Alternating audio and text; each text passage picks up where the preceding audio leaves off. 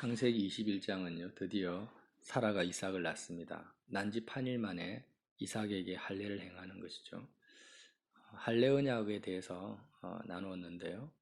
이삭이 태어난 지 8일 만에 할례를 행했다라는 것은 아브라함이 경험한 아브라함의 믿음과 신앙이 그대로 이삭의 삶 속에 적용이 되어질 거라는 것을 이제 예표하는 것이죠.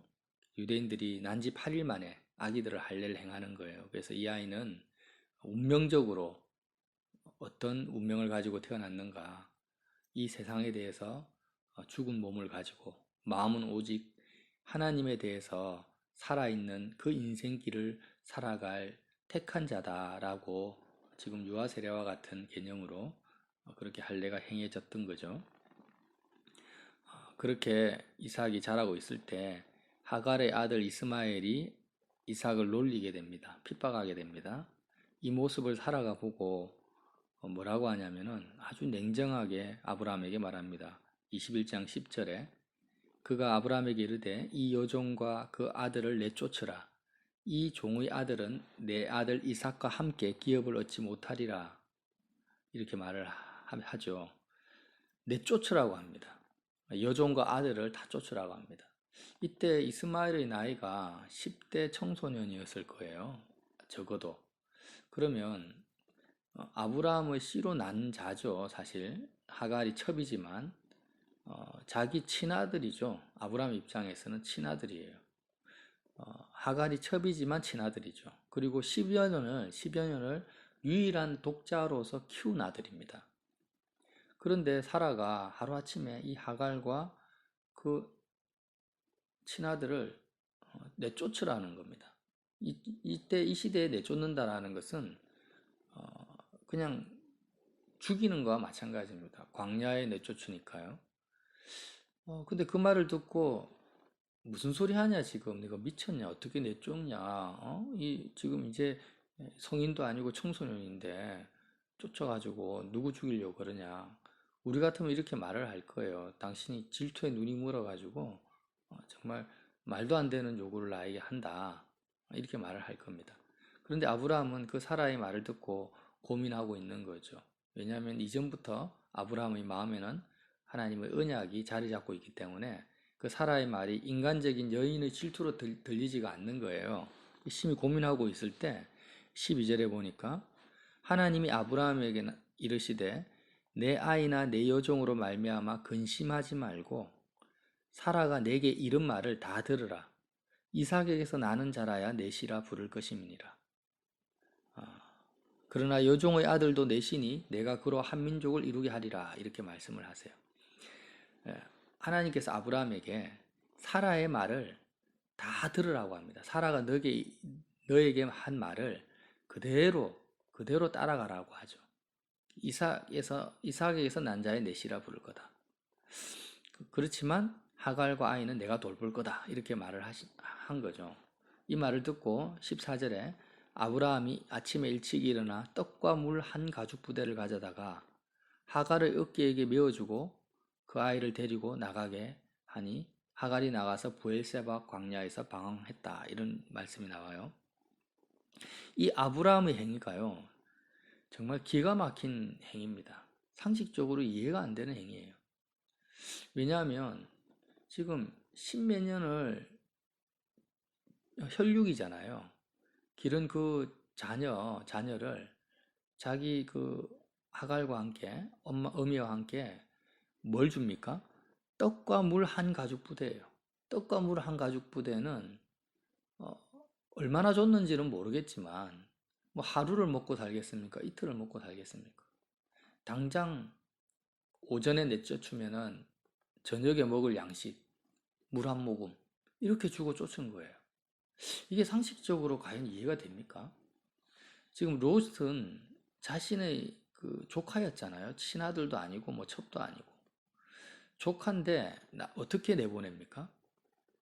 도저히 있을 곳이 없을 정도로 많은 그런 종들과 소와 염소와 양과 가신들 롯이 너무나 재산이 많이 불어났던 거예요. 아브라함과 함께 있으면서. 롯이 어떻게 재산이 불어났겠어요? 아브라함이 줬다라는 거거든요. 바로왕에게 받으면 아낌없이 롯에게 주고, 또 양이 새끼를 낳으면 또 주고, 종들을 또 오면 또 롯에게 붙여주는 거예요.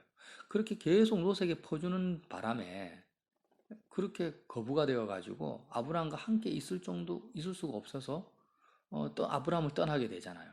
쫓은 게 아닙니다. 너무 많이 받아서. 그런데 지금 조카도 아니고 자기 아들이라는 거예요. 자기 아들이고 그것도 십몇 년을 키웠습니다. 그러면 지금 이미 몇 년 전에 아브라함의 가십만 해도 318명이에요. 그러면 최소한 양심이 있으면 롯 정도는 아니라도 몸종이라도 좀 돌볼 종이라도 한 10명이든 아니면 최소한 한 두세 명이라도 붙여주고 낙이나 낙타도 얼마나 많습니까? 그럼 거기에다가 몇 년치 음식 재물 같은 거 있잖아요. 어디 가서 정착할 수 있는 그런 물도 실어주고 양식도 충분히 주고 재산도 좀 나눠주는 것. 아브라함 입장에서는 하나도 어려운 게 아니죠. 인간적으로 보면은 롯보다 더 많이 줄 수도 있는 거죠. 그런데 그렇게 하지 않는 거예요. 이게 상식적으로 이해가 됩니까? 이건 이해가 안 되는 거예요. 이건 인간적으로는 도저히 이해가 안 되는 내용입니다. 아브라함이 그렇게 합니다. 왜 그렇게 할까요?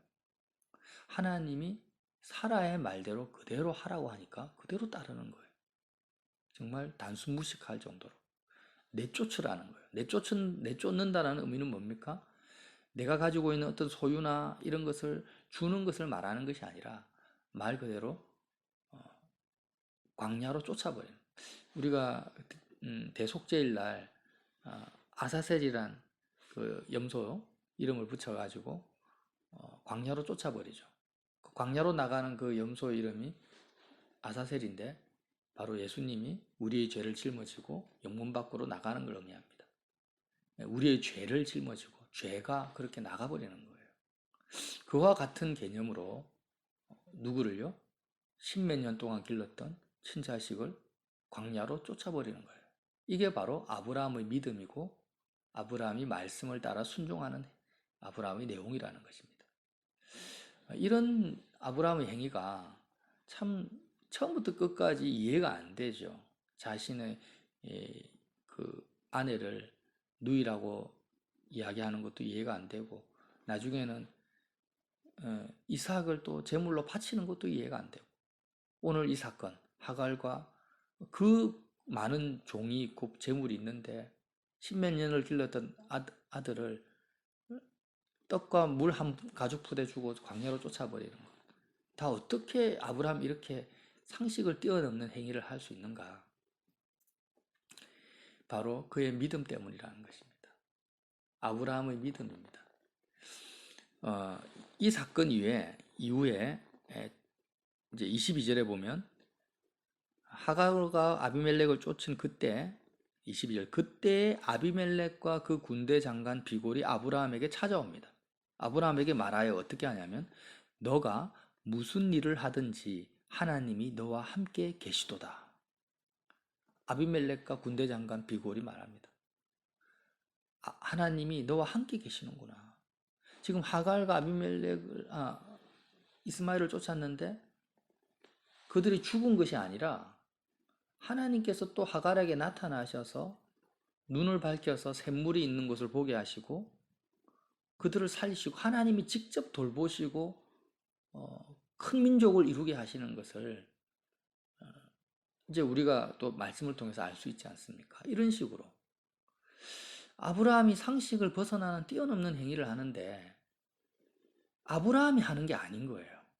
하나님이 다 책임을 져주시고 그가 하는 행위에 대해서 하나님이 보장해 주시는 것입니다. 그런 것을 누가 봤다라는 거예요?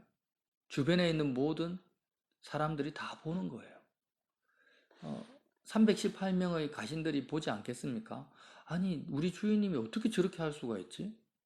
그런데 나중에 보니까 하나님께서 하갈에게 나타나셨고 그 아이를 또 돌보시는 것을 또 가신들이 보니까 와, 진짜 아브라함이 하는 모든 일에 하나님이 함께 하시는구나.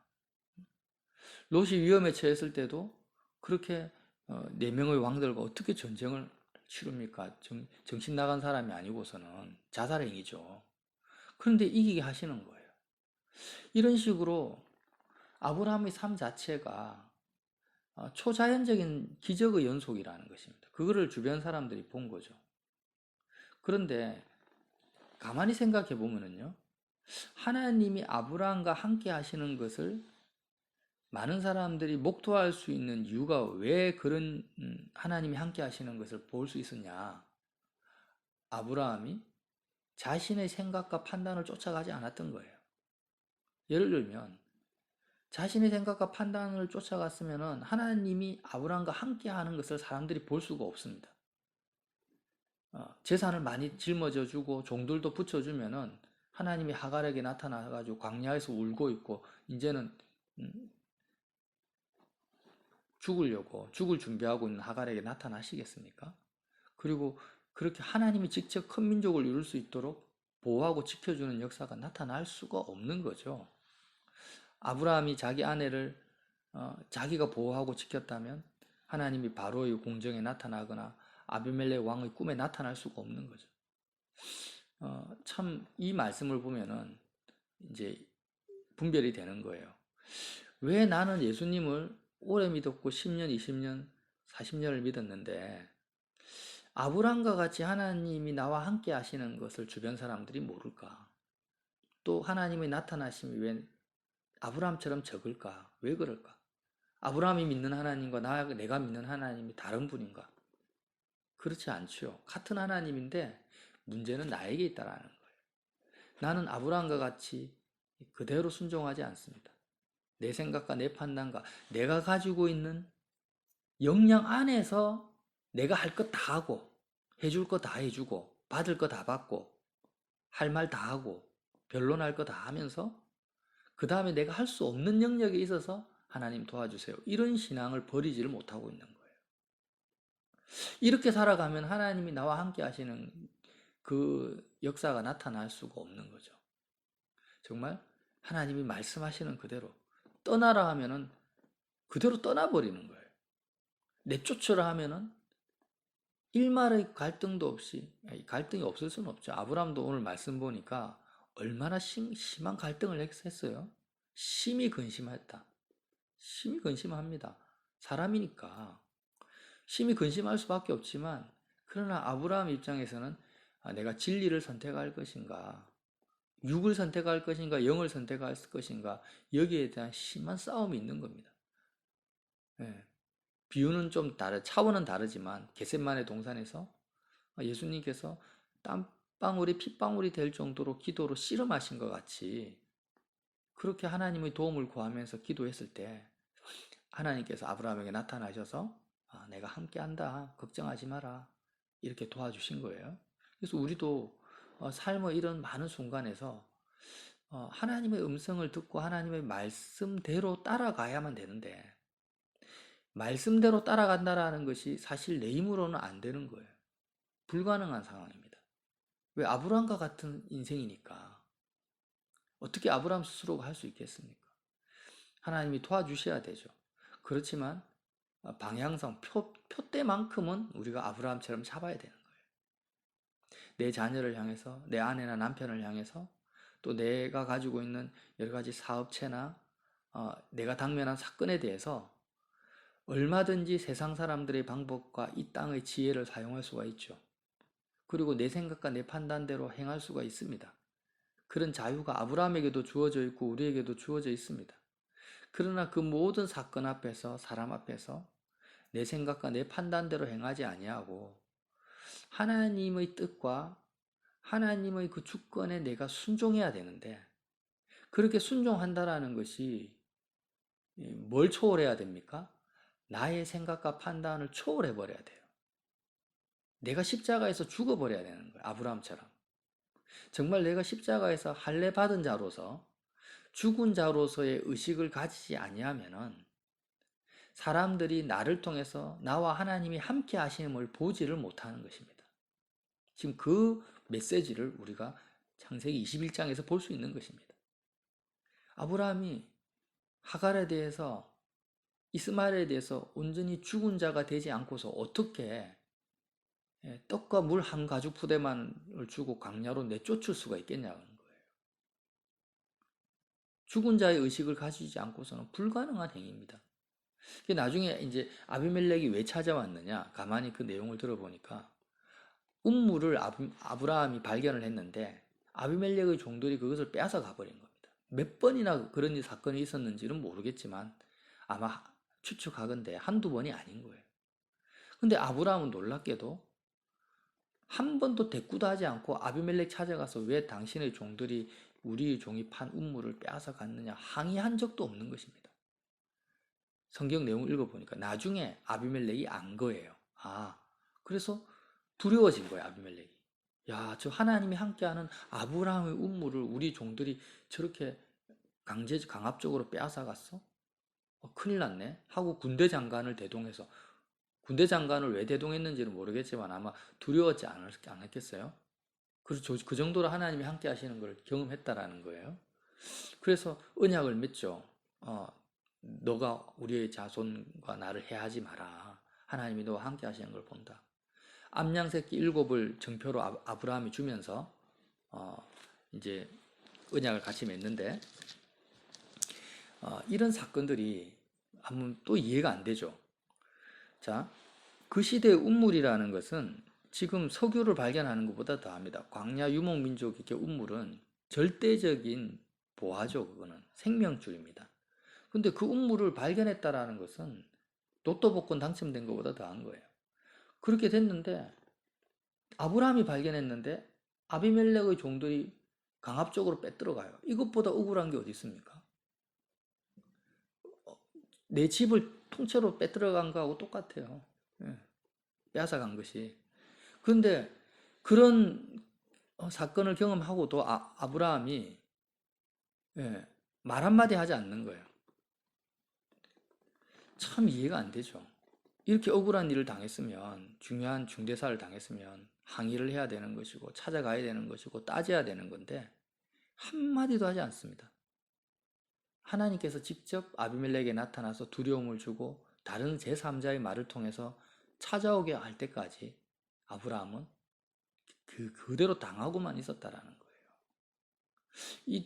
이런 아브라함의 믿음이 정말 어떤 믿음인가? 말 그대로 십자가에서 세상에 대해서 온전히 죽은 자의 삶을 살아간다라는 것입니다. 그걸 통해서 하나님이 아브라함을 통해서 살아계신 하나님을 나타내는데, 특이한 점은 창세기 21장 33절에 아비멜렉이 돌아간 다음에 브엘세바에 운물이 발견된 곳이죠. 브엘세바에 에셀 나무를 심고 거기서 영원하신 여호와의 이름을 불렀다, 이런 말이 나옵니다. 에셀 나무는 단단하고 수명이 아주 오래 긴 나무라고 해요. 그러니까 나무를 심었다라는 것은 자기가 죽어도 그 나무는 계속 살아있을 거지 않습니까? 어떤 믿음의 표현입니까? 영원하신, 영생하시는 여호와의 이름을 상징하는 것입니다. 에셀나무가. 아브라함의 인생에 있어서 하나님의 이름이 이제 세 개가 등장하나요? 세 개가. 첫 번째 등장하는 게 창세기 14장 22절에 멜기세덱, 롯을 구하고 나서 멜기세덱이 나타나서 아브라함에게 말하죠. 지극히 높으신 하나님을 말합니다. 아브라함이 소돔왕을 향해서 지극히 높으신 하나님을 이야기를 합니다. 지극히 높으신 하나님이 나타나고 17장 1절에는요. 할례 언약을 맺으면서 전능하신 하나님이 아브라함 앞에 나타납니다. 전능하신 하나님이 나타나고요. 오늘 하갈과 이스마엘을 쫓아내고 아비멜렉 사건 있고 난 다음에 영생하시는 하나님이 나타나는 겁니다. 영원하신 하나님. 자, 정리를 할게요. 아브라함의 인생에서 나타난 하나님이 첫 번째는 지극히 높으신 하나님, 할례 언약을 통해서는 전능하신 하나님, 이삭이 태어나고 나서는 영생하시는 하나님을 불렀다라는 거예요. 이 하나님의 이 세 가지 이름이요, 아브라함 인생 전체를 관통하는 하나님에 대한 아브라함의 신앙입니다. 지극히 높으신 하나님은 하늘 보좌에 계신 하나님이죠. 이 세상의 어떤 가치, 이 세상의 어떤 좋은 것과 또 비교할 수가 없는 거예요. 하나님의 가치와 그 사랑과 은혜가. 그래서 네 개의 왕을 다 정복하고 그 엄청난 전리품을 다 가지고 획득했는데도 아브라함은 지극히 높으신 하나님 앞에서 그가 가진 모든 전리품을 쓰레기처럼 여겨버리고 소돔왕으로부터 실오라기 하나도 받지 않습니다. 그렇게 했을 때 하나님이 그날 저녁에 나타나서 내가 너의 상급이요 내가 너의 방패다, 이렇게 하나님 자신을 계시해 주시는 거예요. 그래서 아브라함의 표대는 갈대아 우르를 떠날 때부터 아브라함의 마음속에서는 하늘 보좌에 계신 지극히 높으신 하나님을 이미 소유한 자이고 그 표대를 향해서 아브라함이 인생길을 걸어왔다라는 거예요. 그것을 결국에는 삶으로 증명한 사건이 뭐냐면 소돔왕에게 재물을 받지 않고 멜기세덱을 통해서 그 지극히 높으신 하나님을 삶으로 고백하게 된 사건이 일어난 거죠.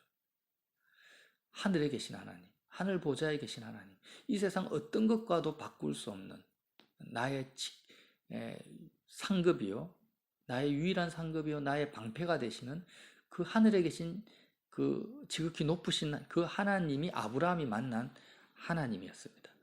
그런데 놀랍게도 하나님께서 아브라함에게 나타나서 너와 너의 자녀에게 할례를 베풀어라. 이 할례가 의미하는 것이 뭐냐면 아브라함뿐만이 아니라 그 대대 자손 대대로 너가 만난 그 지극히 높으신 하나님을 너뿐만이 아니라 너의 믿음, 너의 방패와 상급이 되는 그 하나님을 너의 자손과 후손 대대로 만나게 하겠다. 그 하나님을 만나게 하는 그 방법이 뭐냐? 전능하신 하나님의 능력이라는 거예요.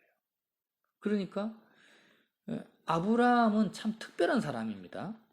하나님이 택한 자고 아브라함과 같은 믿음을 찾아볼 수가 없습니다. 그 시대에. 그런데 아브라함의 자손들이 어떻게 아브라함이 만난 지극히 높으신 하나님, 나의 방패와 상급이 된 하나님을 동일하게 만날 수 있느냐, 여기에 대한 숙제와 의문이 남는 거죠. 그 숙제와 의문을 하나님이 해결해 주시는 그 하나님이 뭐냐면 전능하신 하나님이라는 거예요. 그 할례 언약과 함께 나타나신 하나님이에요. 그렇죠? 할례 언약이 뭐라고 했습니까? 십자가에서 내가 세상에 대해서, 죄에 대해서 죽어버리는 거예요. 그리고 오직 하나님, 하늘에 계신 하나님께 내 마음이 연결되어지는 것이 할례인데, 결국에는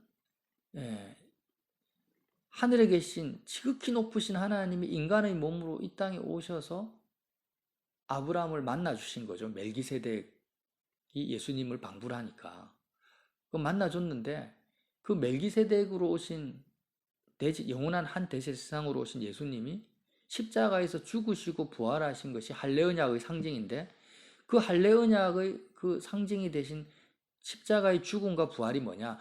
전능하신 하나님의 모습이라는 것입니다.